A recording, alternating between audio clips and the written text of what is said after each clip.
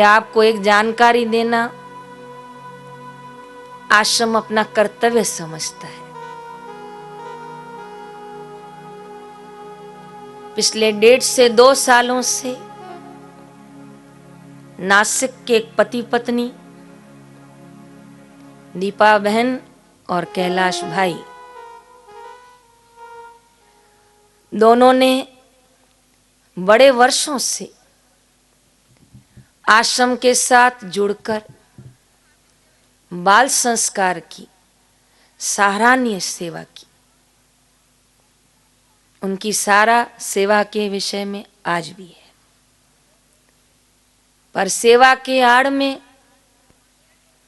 कब स्वार्थ पनप गया, कब अहंकार पुष्ट हो गया और उन्होंने बाल संस्कार की आड़ में धीरे धीरे अपनी टीम, अपनी ग्रुप, अपना सेंटर, अपना निवास घोषित कर दिया। साथ ही साथ ये भी घोषित कर दिया कि हमें साक्षात्कार हो गया है। जब अति बात हो गई तो बाल संस्कार ने इस बात को लिखित में पूज्य बापू जी को भेजा कि ये लोग इस तरह घोषणा कर रहे हैं। तब हमारे आश्रम के सदस्य वहां बात करने गए और उनको पूछा कि क्या आपने ऐसा डिक्लेयर किया है कि हमें साक्षात्कार हो गया है? तो उन्होंने कहा तो क्या हुआ, कोई खून थोड़ी किया है। इस तरह जब इनकी बातें बढ़ी तो पता चला कि इन्होंने पूरे भारत से आश्रमवासियों को और साधकों को भ्रांति में लेकर 200 से 250 लोगों को समर्पित किया है।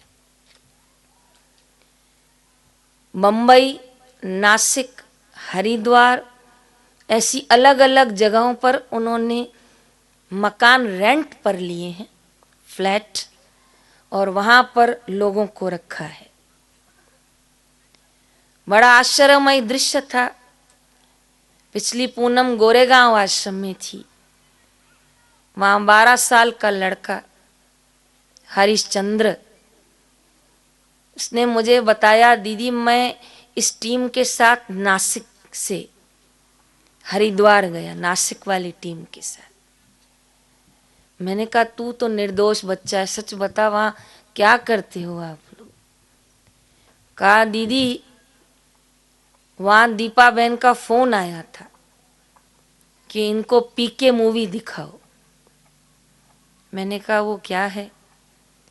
तो कहा वो एक ऐसी मूवी है, पिक्चर है ऐसी, जिसमें हिंदू देवी देवताओं का विरोध किया गया है। और दीपा ने कहलवाया वहां से, जो ये देखेगा उससे आत्मज्ञान हो जाएगा। जयराम जी की।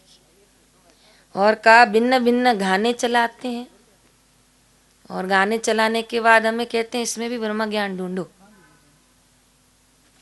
इस तरह हमारे महिला आश्रम बाल संस्कार की बच्चियों को माइंड वॉश किया और भी बहुत सारे लोगों का माइंड वॉश किया है। और दिन में 3-3 बार फोन पे कॉन्फ्रेंस लेते हैं, कॉन्फ्रेंस में ब्रेन वॉश करते हैं। बड़ी दुख की बात, मैं इस व्यासपीठ से नहीं बोल पाऊंगी तो भी इशारा दे दूंगी आपको कि उनका कहना है कि अब बापूजी लौटकर नहीं आएंगे, इसलिए अपना साम्राज्य बसाओ। इसका बीज जरूर बोया है, लेकिन कड़वाहट का बीज कड़वाहट ही रंग लाएगा, जहर का बीज जहरी रंग लाएगा, कपट का बीज कपटी रंग लाएगा। जैसे जैसे साधकों को सत्य पता चलता जा रहा है, क्षमा याचना मांग के फिर से आश्रम में प्रवेश कर रहे हैं। कल शाम को मैं संध्या करवाने के लिए मुख्य आश्रम आई तो भी एक नासिक का लड़का मिला। वो उनके ही टीम में जा चुका था। तो मैंने उसको पूछा तू यहाँ कैसी? तो कहा दीदी वापस आ गया हूँ। मैंने कहा बहुत अच्छी बात है, फिर तो नहीं जाएगा? कहा नहीं, अब नहीं जाऊँगा, लेकिन आप मेरे माता पिता को सत्य बता देना। कहा जरूर, मैंने नासिक जाऊंगी, मैं उनसे जरूर बात करूंगी। आज इस शिविर में मुझे ये मुद्दा खोलना पड़ा, उसका कारण है क्योंकि कहीं आसपास आपके बच्चियां और बच्चों को 1.5 साल घर छोड़कर हो गया। कहाँ है? आश्रम में है। वो हमसे पूछते हैं, हमारे पास उनके बच्चे नहीं हैं। जब तक पूज्य गुरुदेव का आदेश नहीं होता, बापूजी उनको आशीर्वाद नहीं देते, तब तक हम किसी भी बच्चे और बच्ची को समर्पित नहीं करते। तो वो अपनी मर्जी से बच्चों को समर्पित कर रहे हैं। आप इसकी शोध करिए। अभी भी भोपाल की यहाँ कुछ बहनें आई हुई हैं, उन्होंने कल पूरा सच बताया और सच समझ के भी लिया।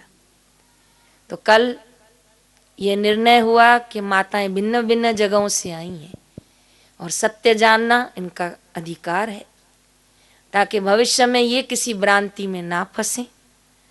और अगर कोई फंस गया हो तो सत्य सुनाकर, सत्य समझाकर उन्हें पुनः ईश्वर के मार्ग पे लाया जाए, उसे पुनः गुरु के मार्ग पे लाया जाए।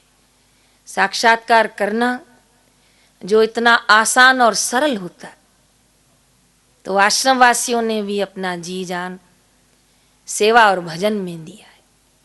गुरु कृपा पाएंगे, गुरु की आज्ञा होगी तो पार आएंगे।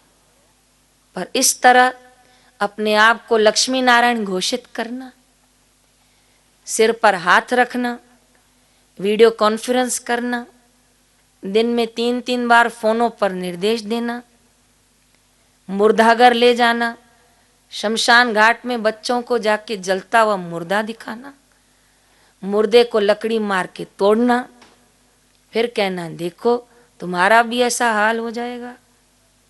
पैसे लेना, सामान बेचना, सामानों को खरीदना, बच्चियों से स्टॉल लगवाना और अंत में कहना कि साक्षात्कार हो गया है। इस तरह भ्रांति में अगर ये लोग नहीं, कोई और भी आपको कभी फंसाए, तो मेरा आप सभी से निवेदन है, आप अनुष्ठान वाले तपस्वी हैं, आप साधारण साधकों से भी 2 कदम आगे हैं, तभी तो आप शिविर तक आए हैं, तभी तो आप मौन धारण कर रहे हैं। तो कभी भी ऐसी बातें सुने तो बापू ने हमें बुद्धिजीवी बनाया है, बापू ने हमें सद्बुद्धि दी है, बापू ने हमें सत्संग से सिखाया है, न उल्लू बनाओ न उल्लू बनो। तो न बनाओ तो बनो भी नहीं। कोई आपको इस प्रकार का मार्गदर्शन देता है, गलत शिक्षा देता है कि चलो हम आपको नासिक ले चलते हैं, बापूजी नहीं है, आने वाले भी नहीं है, तो ऐसे को तो खड़े होने भी मत देना। आज गुरुवार का दिन ये माताओं और बच्चियों की तपस्थली, ये मेरे गुरुदेव का मोक्ष द्वार आश्रम, मैं आप सबको ऊंचे स्वर से कह रही हूं, बापूजी आएंगे आएंगे और आएंगे। फिर से सत्संग के मेले लगेंगे लगेंगे और लगेंगे। फिर से बापूजी की जय जयकार होगी होगी और होगी। तो ये आप सभी माताओं की शक्ति, बल, प्रेम, श्रद्धा बापूजी को बहुत जल्दी हमारे पास ले आएगा। पर निवेदन, रोडों पे लिखा होता है सावधानी हटी दुर्घटना घटी। तो ये आज मुझे शिविर में बोलना पड़ा है। हमारा उनसे न राग है न द्वेष है, पर हम सावधान तो अपने साधकों को जरूर करेंगे। अगर नहीं करेंगे तो साधक भ्रांतिवश कहेंगे कि हम आश्रम आए थे, हमें क्यों नहीं बताया। इसलिए आश्रम में आए हुए सभी साधकों को सूचित किया है और आपके आसपास भी ऐसा दृश्य देखो, कोई भ्रांति के वश कहीं समर्पित हो रहा है, बाल संस्कार केंद्र के नाम पर रात को 11-11 बजे तक घर नहीं आता है, तो आप अवश्य उसे रोक डालिए। सत्य का उसके सामने प्रत्यक्ष रूप रखिए, उसे आश्रम से जोड़िए, बापूजी के सत्संग से जोड़िए, सत्य सनातन धर्म की सेवाओं से जोड़िए।